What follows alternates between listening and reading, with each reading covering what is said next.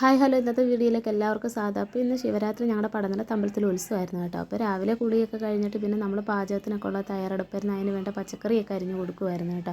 അമ്മ അന്നേരം അപ്പോഴത്തേക്കാണെങ്കിൽ കറണ്ട് രാവിലെ പോകുന്നത് കൊണ്ട് എല്ലാം അരച്ചൊക്കെ വെച്ചായിരുന്നു.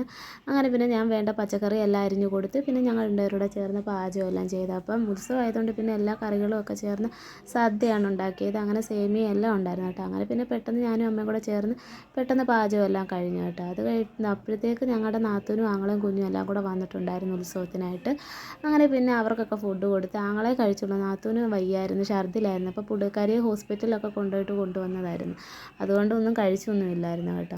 അപ്പം പിന്നെ നമ്മുടെ കിച്ചു റാണിയൊക്കെ കാളയുടെ കൂടെ പോകുന്നത് കൊണ്ട് അവർ നേരത്തെ കഴിച്ചിട്ട് അവരങ്ങ് പോയായിരുന്നു. പിന്നെ നമ്മുടെ അമ്പാടിക്കണ്ണനൊക്കെ കഴിച്ചിട്ട് ഉച്ചയുറക്കവുമായി.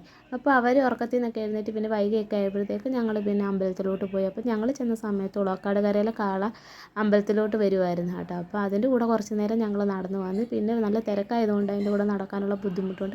പിന്നെ ഞങ്ങൾ പെട്ടെന്ന് കയറി നമ്മൾ അമ്പലത്തിലോട്ട് വന്നു.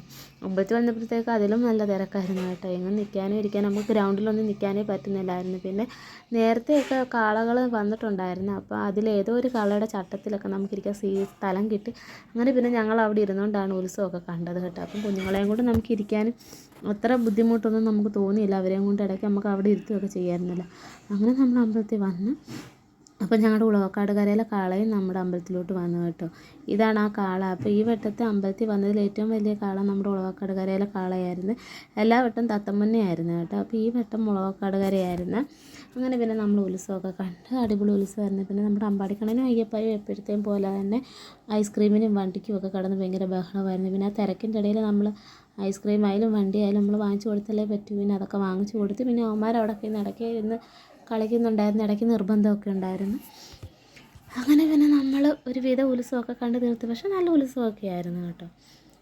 അങ്ങനെ നല്ല തിരക്കുണ്ടായിരുന്നു കേട്ടോ. അതിൽ ഡ്രോണൊക്കെ പോകുന്നുണ്ട്. അപ്പോൾ അമ്പാടിക്കണ്ണൻ കിടന്ന് പറയാം, അമ്മച്ചി അവനത് വാങ്ങിച്ചു കൊടുക്കുമെന്നൊക്കെ പറയുമായിരുന്നു.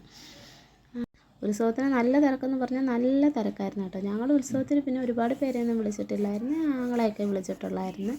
പിന്നെ അണ്ണൻ്റെ കൂട്ടുകാരൊക്കെ വന്നിട്ടുണ്ടായിരുന്നു. അണ്ണനും ഉണ്ടായിരുന്നു ഉത്സവത്തിന് കേട്ടോ. പുള്ളിക്കാരൻ്റെ വീഡിയോയിലൊന്നും വന്നൊന്നുമില്ല. അങ്ങനെ പിന്നെ അവരും കാളയുടെ ഒക്കെ കൂടെ നേരത്തെ അങ്ങ് പോയായിരുന്നു കേട്ടോ. അങ്ങനെ പിന്നെ ഞാനും അമ്മയും നാത്തൂനും നമ്മുടെ അമ്പാടിക്കണ്ണനും അയ്യപ്പായും കൂടാണ് ഉത്സവത്തിനായിട്ട് വന്നത്. ആങ്ങളെ പിന്നെ ഞങ്ങളെ ട്രിപ്പ് അടിച്ച് കൊണ്ടുവന്നത് നമുക്ക് ഓട്ടോയൊന്നും വിളിച്ചിട്ടൊന്നും കിട്ടുന്നില്ലായിരുന്നു. നല്ല തിരക്കൊക്കെ ഇല്ലായിരുന്നു. അങ്ങനെ പിന്നെ അമ്പലത്തിൽ വന്നത്. അമ്പലത്തിൽ വന്ന എല്ലാ വട്ടവും തത്തമ്മനക്കരയായിരുന്നു വലുത്. അപ്പോൾ ഈ വട്ടം ഉളവക്കാട് കരയാണ്. അപ്പോൾ ഇതിനകത്ത് ഏറ്റവും വലിയ 3 കാളകൾ ഉളവക്കാട്, തത്തമ്മന, എരുമക്കുഴിയാണ്. അവർ 3-ൽ ഏറ്റവും വലുത് നമ്മുടെ ഉളവക്കാട് കരയിലെ കാള തന്നെയായിരുന്നു കേട്ടോ. അങ്ങനെ പിന്നെ നമ്മൾ ഉത്സവമൊക്കെ കണ്ടിട്ട് ഒരു 9:30 ആയി തിരിച്ച് വീട്ടിലോട്ട് പോയപ്പോഴും. ആ സമയത്താണെങ്കിൽ നമ്മുടെ പള്ളിക്കൽ നിന്ന് വരുന്ന ഒരു കാള ഉണ്ടായിരുന്നു കേട്ടോ. അപ്പോൾ ആ കാള വന്ന ടൈമിലാണ് ഞങ്ങളത് അമ്പലത്തിലോട്ട് കയറിയില്ല. കയറുന്നതിന് മുമ്പേ ഞങ്ങൾ തിരിച്ച് വീട്ടിലോട്ട് പോയായിരുന്നു കേട്ടോ. അപ്പം